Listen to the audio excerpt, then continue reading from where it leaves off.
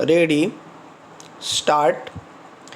केंद्र सरकार की यह कवायद पहले भी आलोचनाओं के घेरे में थी कि सोशल मीडिया पर जारी सामग्रियों की जांच उसकी ओर से गठित एक इकाई करेगी और उसके आधार पर टिप्पणी या सामग्री को किसी मंच पर से हटाना या उसे रहने देने का फैसला होगा।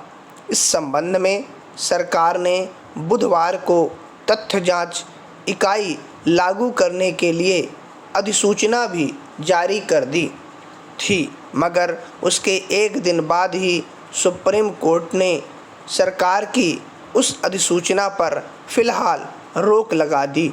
जाहिर है, सरकार अपनी जिस पहल को तथ्यों की जांच का नाम दे रही है उसे शीर्ष अदालत ने अभिव्यक्ति की आज़ादी के खिलाफ बताया है। हालांकि इस मसले पर अभी बम्बई हाई कोर्ट में अंतिम फैसला आना बाकी है, मगर सुप्रीम कोर्ट ने सरकार की अधिसूचना पर रोक लगाने की ज़रूरत को रेखांकित करते हुए कहा कि अनुच्छेद 3 कोष्टक में 1 कोष्टक में बी कोष्टक में 5 की वैधता को चुनौती में गंभीर संवैधानिक प्रश्न शामिल हैं और बम्बई हाई कोर्ट द्वारा अभिव्यक्ति की आज़ादी और अभिव्यक्ति पर नियमों के प्रभाव का विश्लेषण जरूरी था।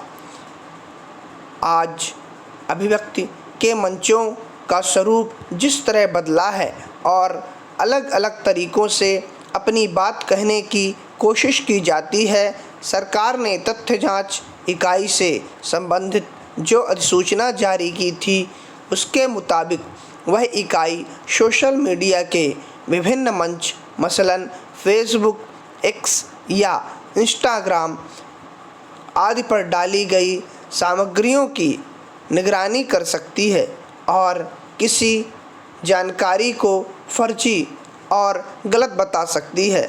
अगर वह तथ्य जांच इकाई किसी सामग्री पर आपत्ति जताती है तो सोशल मीडिया के संबंधित मंच को न सिर्फ उसे हटाना होगा बल्कि उसके इंटरनेट पते यानी URL को भी प्रतिबंधित करना होगा। सवाल है कि सरकार के मातहत काम करने वाली एक एजेंसी आखिरी तौर पर यह कैसे तय करेगी कि कोई सामग्री गलत है या सही है। क्या ऐसे में उसके मनमाना रवैया अख्तियार कर लेने और सोशल मीडिया पर जारी किसी टिप्पणी या राय की सुविधाजनक तरीके से व्याख्या करके सही या गलत करार देने की आशंका नहीं पैदा होगी। पहला, एक और देश के संविधान में अभिव्यक्ति की स्वतंत्रता बतौर अधिकार दर्ज है तो दूसरी ओर अपनी सुविधा के मुताबिक उसकी मनमानी व्याख्या करके किसी मुद्दे पर लोगों को अपना पक्ष रखने को बाधित या हतोत्साहित करने की व्यवस्था की जाती है। यूँ भी अगर सोशल मीडिया पर कोई व्यक्ति अपनी राय जाहिर करता है तो उसकी सच्चाई तय करने का अधिकार किसी सरकारी एजेंसी के हाथों में केंद्रित क्यों होनी चाहिए। सही है कि इंटरनेट पर फर्जी सूचनाओं का संजाल भ्रामक धारणाओं का निर्माण करता है, मगर ऐसा किसी भी पक्ष की ओर से किया जा सकता है। इसे लेकर जागरूकता का प्रसार किए जाने की ज़रूरत है कि लोग किसी सूचना के सच या झूठ होने को लेकर सजग रहे हैं और खुद पड़ताल करें।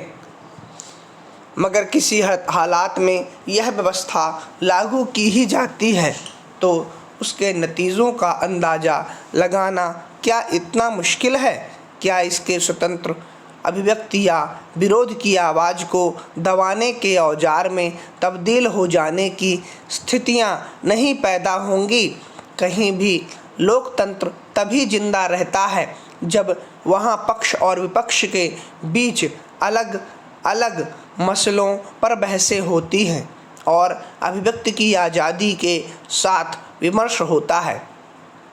इस लिहाज से देखें तो तथ्य जांच इकाई के मसले पर सुप्रीम कोर्ट का रुख जरूरी और स्वागत योग्य है। स्टॉप।